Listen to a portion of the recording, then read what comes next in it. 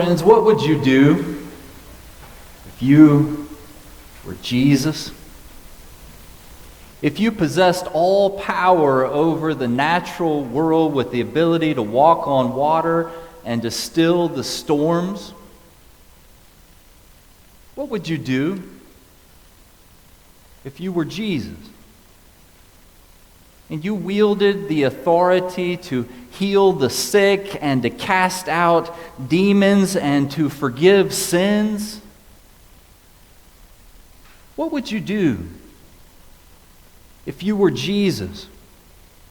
And as your renown grew and grew, you could command the attention of thousands of followers everywhere that you went. What would you do if you were Jesus?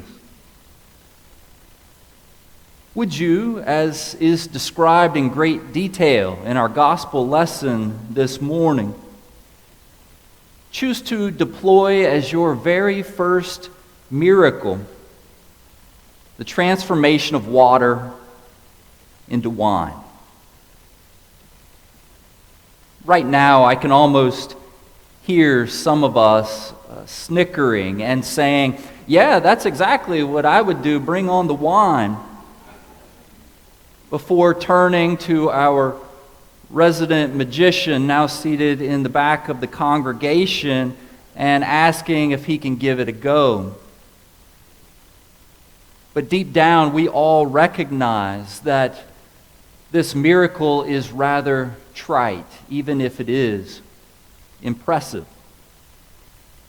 And because it is hardly world-changing, it gives us reason to pause and wonder what we would do. Yes, if we were Jesus, you can guarantee that we would take full credit for delivering the goods. In the midst of the gathered revelers, we would puff out our chest and motion to the room full of wine around us and proudly proclaim that the floor is now open and that we are accepting any and all compliments. Am I right? But that's not what Jesus did, is it? And rather than boasting, he kept quiet. More than that, he let others receive the recognition for his good deed. And yet, as we all know, there was still a group of people, the people in the background, who were still present that day and knew exactly what had transpired in the room just off the reception hall. Jesus' mother, whose encouragement served as the impetus for this event, was standing by. And so were his disciples and the chief steward of the party and all of the other servants who were working there in the back room preparing for this wedding reception. And if you think that approximately 20 people, maybe less, maybe more, of various walks of life who have just witnessed this spectacle of turning water into wine are going to be able to keep this secret of the events that unfolded that day, well, I have some oceanfront property in Des Moines, Iowa, that I would like to sell you, sight unseen, of course. As we all know well, people are terrible at keeping secrets. And sooner or later, the truth will come out. To me, it's pretty clear that Jesus never intended for his miracles to remain shrouded in secrecy. Just remember the words of Jesus to us in Matthew's gospel. There he says this, "No one, after lighting a lamp, puts it under a bushel basket, but on a lampstand, and it gives light to all in the house. In the same way, let your light shine before others, so that they may see your good works and give glory to your Father in heaven." Well, in Cana, Jesus' miracle was not, as we all know, revealed to everyone in attendance at that wedding reception. In fact, the guest actually gave credit to the bridegroom for saving the best wine until last, a practice which would have gone against the custom of that time.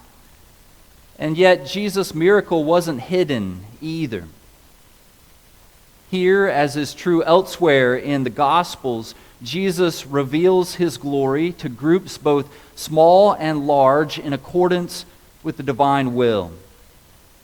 There is, in other words, a time, a certain time, and a place, a certain place, for both why and what, and perhaps also how Jesus chooses to reveal that divine will. For the disciples and the chief steward and the servants in the back who largely go unnoticed, the time has come to be astonished now, in this moment, today, as this gospel tells us, by the wonder and the mystery of the divine Spirit at work in him. Other than Jesus, only his mother possesses the foreknowledge of what he is capable of doing here. And she instructs the servants to do whatever he tells you.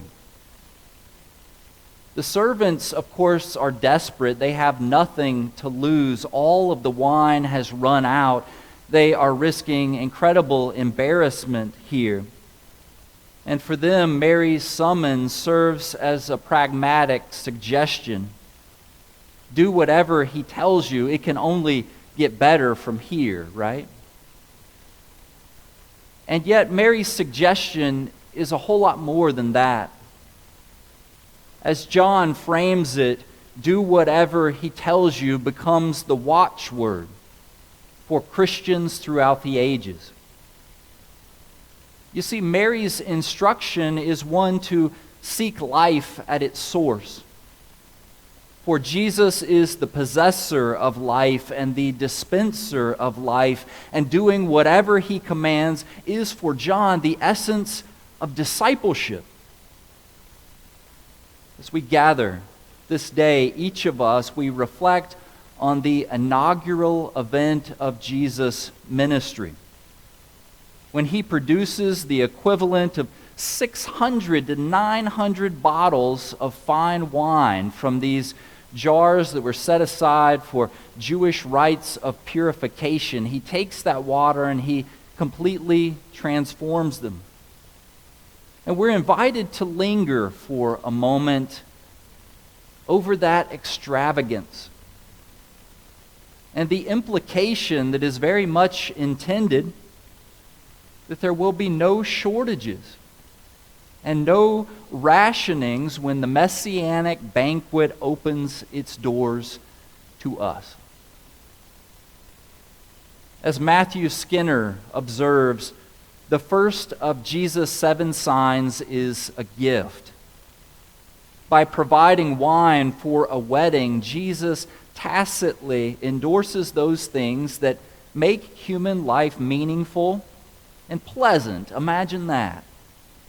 Relationships and sexuality and community and hospitality and meals and family and celebration.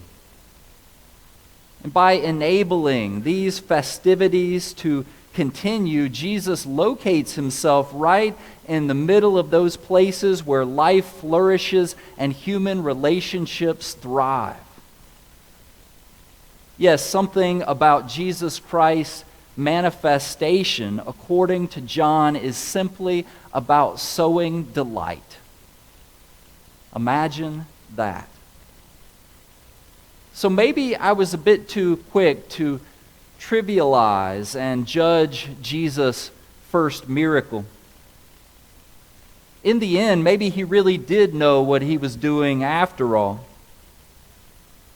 And as one scholar observes, we come to church hoping to find self-esteem or peace of mind, or for help making it through the next week, and all of that may happen here. but it's not the main event. The main event is to come here hoping to meet, or more to the point of today's gospel, hoping to be met by God. And Jesus, as we all know, has a way of meeting us, well, everywhere. May it be so. And all thanks be to God, both now and forever. Amen.